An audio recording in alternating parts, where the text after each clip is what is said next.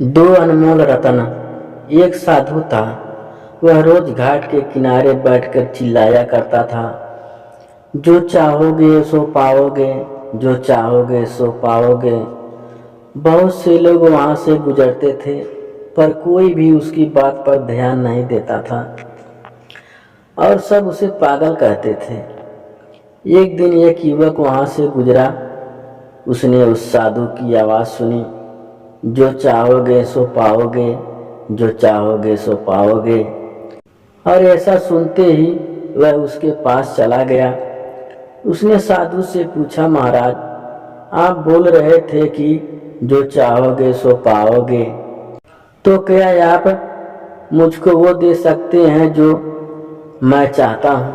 साधु उसकी बातों को सुनकर बोला, हाँ बेटा, तुम जो भी चाहते हो मैं उसे जरूर दूंगा।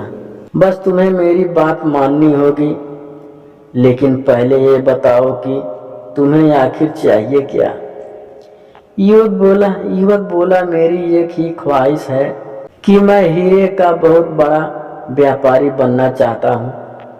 साधु बोला, कोई बात नहीं, मैं तुम्हें एक हीरा और एक मोती देता हूँ। उससे तुम जितने भी हीरे मोती बनाना चाहोगे बना पाओगे। और ऐसा कहते हुए साधु ने अपना हाथ आदमी की हथेली पर रखते हुए कहा, पुत्र, मैं तुम्हें दुनिया का सबसे अनमोल हीरा दे रहा हूँ। लोग इसे समय कहते हैं। इसे तेजी से अपनी मुट्ठी में पकड़ लो और इसे कभी मत गंवाना। तुम इसे जितना चाहो उतने हीरे बना सकते हो।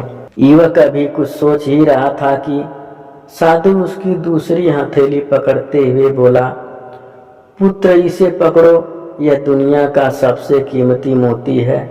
लोग इसे धैर्य कहते हैं। जब कभी समय देने के बावजूद परिणाम ना मिले तो इस कीमती हीरे को धारण कर लेना।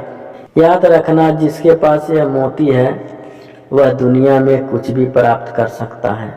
युवक ने गंभीरता से साधु की बातों पर विचार किया और निश्चय किया कि आज से वह कभी अपना समय बर्बाद नहीं करेगा और हमेशा धैर्य से काम लेगा।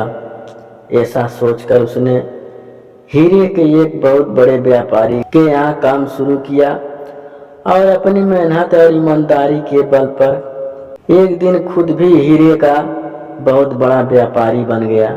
दोस्तों, समय की केंद्र और धैर्य का धारण दो ऐसे गुण हैं जिसके बिना सफलता केवल एक सपना है। जो भी सफलता के शिखर पर पहुंचना चाहता हो वह समय की कदर करे और धैर्य रखे। सफलता और संतुष्टि के लिए यह आवश्यक ही नहीं, जरूरी भी है। अपने जीवन में सिर्फ दो कीमती मोती धारण करें और जीवन में वह सब पाले जो पाना चाहते हैं।